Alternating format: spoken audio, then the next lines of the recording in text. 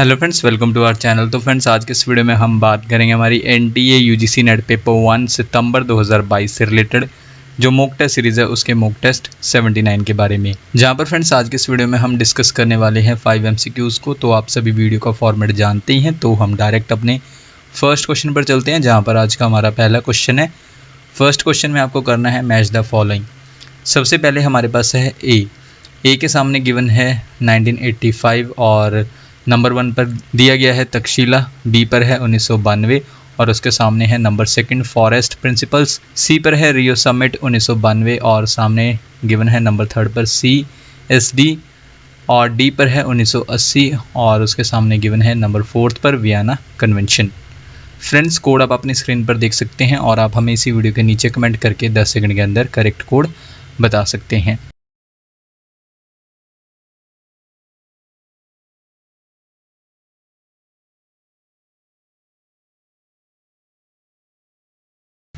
Friends, इनमें से correct code है कोड सी। कोड सी के अकॉर्डिंग सबसे पहले ए पर क्या है 1985 और 1985 का करेक्ट मैच है नंबर 4 वियना कन्वेंशन। बी पर है 1992 का करेक्ट पेयर है थर्ड पर क्या है CSD। देन इसके बाद सी का क्या है रियो समिट 1992, यानी कि इसका करेक्ट मैच है नंबर 2 फॉरेस्ट प्रिंसिपल्स और डी पर है 1980 और इसका करेक्ट मैच है नंबर 1 तक्षशिला। फ्रेंड्स, इस क्वेश्चन को हम थोड़ा डिस्कस कर लेते हैं। सबसे पहले वियना कन्वेंशन के बारे में हमने इस क्वेश्चन में बात की। Vienna convention for the protection of the ozone layer, यानी कि ओजोन लेयर की प्रोटेक्शन के लिए है वियना कन्वेंशन। एक मल्टीलैटरल इन्वायरमेंटल एग्रीमेंट है, यानी कि एक बहुपक्षीय जिसमें कई पार्टीज शामिल होती हैं, पर्यावरणीय समझौता है जिस पर हस्ताक्षर किए गए थे 1985 में। तो इसलिए करेक्ट मैच था वियना कन्वेंशन के लिए 1985 और ये प्रोवाइड करता है फ्रेमवर्क किसके लिए, इंटरनेशनल रिडक्शंस के लिए, यानी कि अंतर्राष्ट्रीय स्तर पर जो है रिड्यूस करना है किसके प्रोडक्शन का, क्लोरोफ्लोरोकार्बन्स के प्रोडक्शन का, क्योंकि इसका कंट्रीब्यूशन रहता है किसके डिस्ट्रक्शन में, यानी कि किसको नुकसान पहुंचाता है, ओजोन लेयर को। जहां पर अगर ओजोन लेयर को हार्म होता है तो उससे इंक्रीज हो जाता है थ्रेट किसका, यानी कि स्किन के कैंसर का खतरा इंक्रीज हो जाता है। इसके बाद फ्रेंड्स, वियना कन्वेंशन पर सहमति हुई थी वियना कॉन्फ्रेंस में 1985 में और ये कब से लागू हुआ, 1988 से। इसके बाद फ्रेंड्स हमारे पास ऑप्शंस में था United Nations commission on sustainable development. इसे इस्टेब्लिश किया गया था किसके द्वारा, यूनाइटेड नेशंस जनरल असेंबली द्वारा दिसंबर 1992 में।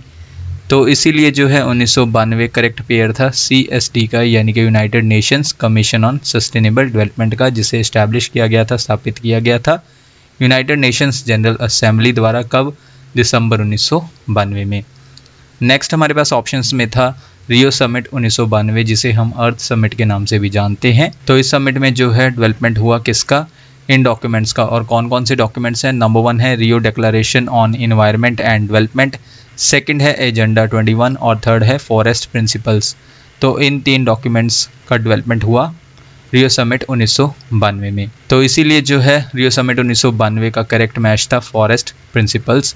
और लास्ट में हमारे पास था 1980, इसलिए मैच करता है तक्षशिला से क्योंकि 1980 में तक्षशिला को डिक्लेयर किया गया था एक यूनेस्को वर्ल्ड हेरिटेज साइट। और फ्रेंड्स, नेक्स्ट क्वेश्चन से पहले हम आपको बता दें, आज की वीडियो जो है एक कोलैबोरेशन वीडियो है, जहां पर हमने आज कोलैब किया है IFAS इंस्टीट्यूट के साथ। IFAS इंस्टीट्यूट जो है फ्रेंड्स इंडिया के नंबर 1 इंस्टीट्यूट में से एक है यूजीसी नेट और सेट एग्जाम्स के लिए, जहां पर फ्रेंड्स ये आपको प्रोवाइड करते हैं एक्सक्लूसिव ऑनलाइन कोर्सेज इंडिया के बेस्ट एजुकेटर्स द्वारा। IFAS ने जो है लॉन्च किया है NTA UGC नेट के लिए क्रैश कोर्स। तो आप जो है इस क्रैश कोर्स के लिए 100 रुपीज़ में रजिस्टर कर सकते हैं।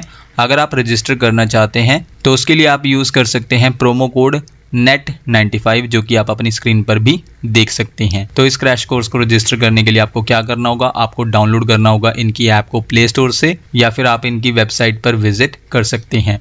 इनकी वेबसाइट का लिंक, ऐप का लिंक और साथ ही साथ इनके UGC नेट के YouTube चैनल का लिंक आपको इसी वीडियो के नीचे डिस्क्रिप्शन बॉक्स में मिल जाएगा, जहां पर आप लिंक पर क्लिक करके IFAS पर विजिट कर सकते हैं और रजिस्टर कर सकते हैं NTA UGC नेट के क्रैश कोर्स के लिए। इसके बाद फ्रेंड्स हम अपने नेक्स्ट क्वेश्चन पर चलते हैं। Question number 2, which of these IITs, यानी कि Indian institutes of technology, is not among the 7 IITs that have launched the national programme on technology enhanced learning, in short NPTEL। यानी कि इनमें से कौन सा IIT उन 7 IITs में से नहीं है जिसने NPTEL को शुरू किया है।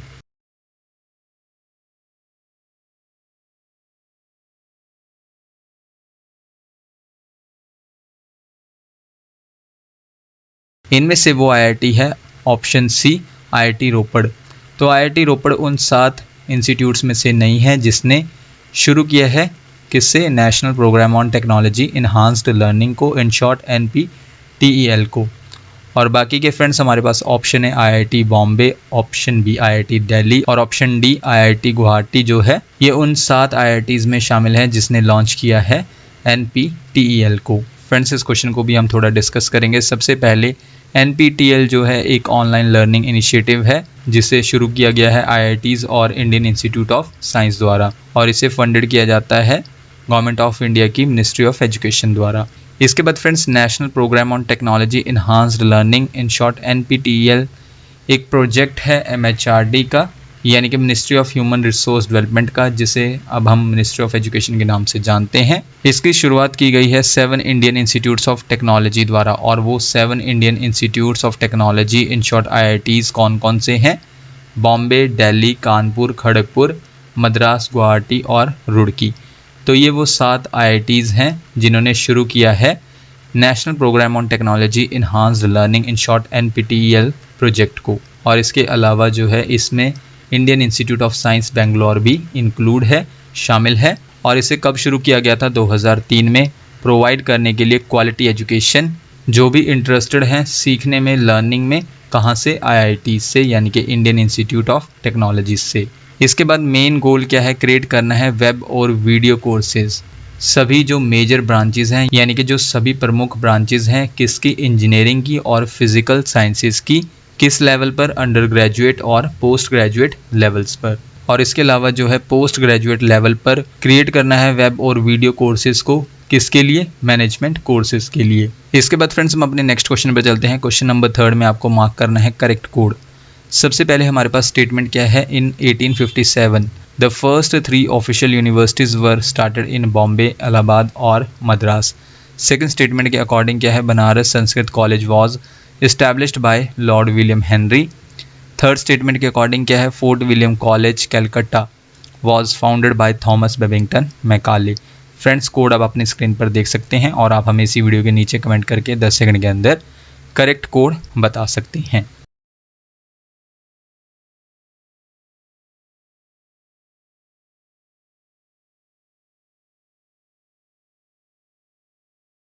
इनमें से फ्रेंड्स करेक्ट कोड है कोड ए। कोड ए के अकॉर्डिंग क्या है, नन, यानी कि इनमें से कोई भी स्टेटमेंट करेक्ट नहीं है। तो फ्रेंड्स इस क्वेश्चन को हम डिस्कस कर लेते हैं। सबसे पहले इनकरेक्ट स्टेटमेंट हमारी जो फर्स्ट है उसके अकॉर्डिंग क्या है कि 1957 में पहली 3 ऑफिशियल यूनिवर्सिटीज़ को शुरू किया गया था, कहाँ पर, बॉम्बे, इलाहाबाद और मद्रास में। तो ये स्टेटमेंट इनकरेक्ट है। क्यों इनकरेक्ट है, क्योंकि करेक्ट स्टेटमेंट कुछ इस प्रकार से है, जो पहली 3 ऑफिशियल यूनिवर्सिटीज़ हैं 1857 में जिन्हें शुरू किया गया था वो है बॉम्बे, कैलकटा और मद्रास, यानी कि इलाहाबाद के प्लेस पर आना है कैलकटा। इसके बाद हमारी जो सेकंड स्टेटमेंट थी वो भी इनकरेक्ट थी, क्योंकि इस स्टेटमेंट के अकॉर्डिंग क्या था कि बनारस संस्कृत कॉलेज को इस्टेब्लिश किया गया था लॉर्ड विलियम हेनरी द्वारा। और ये स्टेटमेंट क्यों इनकरेक्ट है, क्योंकि जो बनारस संस्कृत कॉलेज है उसे इस्टेब्लिश किया गया था 1791-92 में, किसके द्वारा, जोनाथन डंकन द्वारा, जो कि ईस्ट इंडिया कंपनी के रेजिडेंट थे, निवासी थे बनारस में। नेक्स्ट हमारी जो इनकरेक्ट स्टेटमेंट थी, स्टेटमेंट थर्ड, इसके अकॉर्डिंग क्या था कि फोर्ट विलियम कॉलेज जो कलकत्ता में है उसकी स्थापना की गई थी थॉमस बेबिंगटन मैकाले द्वारा। तो ये इनकरेक्ट क्यों है स्टेटमेंट, क्योंकि फोर्ट विलियम जो कॉलेज है कलकत्ता का उसकी स्थापना की गई थी लॉर्ड वेल्जली द्वारा, ना कि थॉमस बेबिंगटन मैकाले द्वारा। जहाँ पर fort William college Calcutta academy थी ओरिएंटल या फिर ईस्टर्न स्टडीज़ के लिए, यानी कि प्राच्य या फिर पूर्वी अध्ययन के लिए, और सेंटर ऑफ लर्निंग था, जिसकी स्थापना हुई थी 10 जुलाई 1800 में, किसके अंदर, फोर्ट विलियम कॉम्प्लेक्स के अंदर कलकत्ता में, किसके द्वारा, लॉर्ड वेल्जली द्वारा, जो कि उस टाइम के गवर्नर जनरल थे ब्रिटिश इंडिया के। इसके बाद फ्रेंड्स हम अपने नेक्स्ट क्वेश्चन पर चलते हैं। क्वेश्चन नंबर 4, एज ऑफ 30 अगस्त 2022 how many countries have signed and ratified the international solar alliance in short ISA framework agreement. यानी कि 30 अगस्त 2022 तक कितने देशों ने अंतर्राष्ट्रीय सौर गठबंधन फ्रेमवर्क समझौते पर हस्ताक्षर और पुष्टि की है?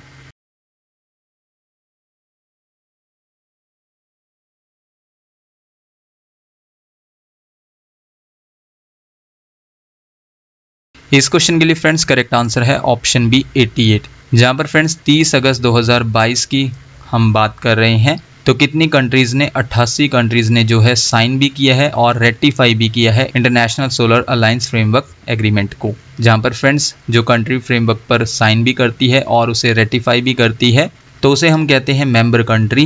इंटरनेशनल सोलर अलायंस के अकॉर्डिंग तो वो क्या है, मेंबर कंट्री है। तो 88th कंट्री कौन सी है? सीरिया वो कंट्री है जिसने साइन भी किया है और रेटिफाई भी किया है इंटरनेशनल सोलर अलायंस को। और जबकि सिर्फ हस्ताक्षर करने वाला यानी कि सिग्नेटरी कंट्री बनने वाला सीरिया 103rd कंट्री था, और जबकि हस्ताक्षर और रेटिफाई करने वाला सीरिया जो है 88th कंट्री है।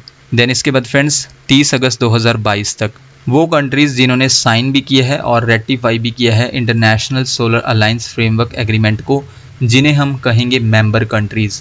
यानी कि जो कंट्रीज़ इंटरनेशनल सोलर अलायंस के फ्रेमवर्क पर हस्ताक्षर भी करती हैं और उसकी पुष्टि भी करती हैं, यानी कि उसे अनुसमर्थन भी देती हैं अपना, तो उन कंट्रीज़ को हम कहेंगे मेंबर कंट्रीज़। तो total number of member countries कितनी हैं अब तक, यानी कि 30 अगस्त 2022 तक 88 जो हैं मेंबर कंट्रीज़ हैं, और 88th कंट्री कौन सी है? सीरिया वो कंट्री है। और इसके अलावा फ्रेंड्स जो दूसरी कैटेगरी है यानी कि सिग्नेटरी कंट्री, ये वो कंट्रीज़ हैं जिन्होंने सिर्फ साइन किया है इंटरनेशनल फ्रेमवर्क एग्रीमेंट को, तो उन्हें हम कहेंगे सिग्नेटरी कंट्री। तो total number of signatory countries कितनी है इंटरनेशनल सोलर अलायंस के लिए?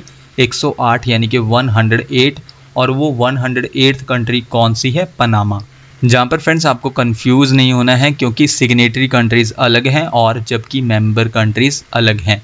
मेंबर कंट्रीज़ वो कंट्रीज़ होती हैं जो साइन भी कर लेती हैं फ्रेमवर्क एग्रीमेंट को और उसे रेटिफाई भी कर लेती हैं, और जबकि जो हस्ताक्षर करती है, सिर्फ साइन करती है फ्रेमवर्क एग्रीमेंट को, तो वो कंट्रीज़ होती हैं सिग्नेटरी कंट्रीज़। क्योंकि क्या होता है कि अगर एक बार जो है ट्रीटी को यानी कि संधि को या फिर समझौते को उस पर हस्ताक्षर कर दिए जाते हैं, तो हर एक स्टेट या फिर नेशन जो है, या फिर आप कह सकते हैं कोई भी पार्टी जो है, उसे एग्रीमेंट को रेटिफाई करने के लिए यानी कि उसकी पुष्टि करने के लिए या फिर समझौते को अनुसमर्थन देने के लिए जो भी उस कंट्री का, पार्टी का या फिर स्टेट का नेशनल प्रोसीजर होता है रेटिफाई करने के लिए, उससे डील करना पड़ता है, तब जाकर जो है किसी एग्रीमेंट को रेटिफाई किया जाता है।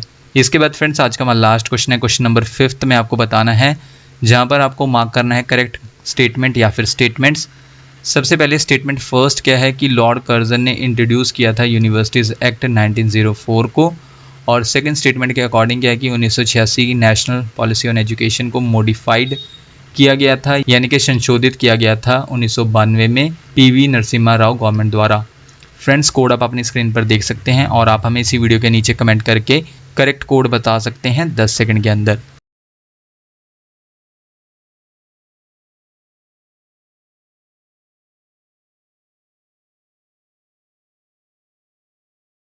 इनमें से फ्रेंड्स करेक्ट कोड है कोड ए। कोड ए के अकॉर्डिंग क्या है? बोथ, यानी कि दोनों स्टेटमेंट्स करेक्ट है। जहां पर हमारी फर्स्ट स्टेटमेंट जो करेक्ट स्टेटमेंट थी वो क्या थी कि लॉर्ड कर्जन ने इंट्रोड्यूस किया था यूनिवर्सिटीज़ एक्ट 1904 को, और जबकि जो हमारी स्टेटमेंट सेकंड थी उसके अकॉर्डिंग क्या था कि 1986 की जो नेशनल पॉलिसी ऑन एजुकेशन थी उसमें संशोधन किया गया था, यानी कि इम्प्रूवमेंट किया गया था 1992 में। किस गवर्नमेंट द्वारा? पीवी नरसिम्हा राव सरकार द्वारा, गवर्नमेंट द्वारा। तो फ्रेंड्स ये थी हमारी आज की वीडियो। आप हमें इसी वीडियो के नीचे कमेंट करके बता सकते हैं कि आपने टोटल क्वेश्चंस यानी कि 5 क्वेश्चंस में से कितने क्वेश्चंस को करेक्ट मार्क किया। नेक्स्ट वीडियो फ्रेंड्स आपको जल्दी चैनल पर मिल जाएगी।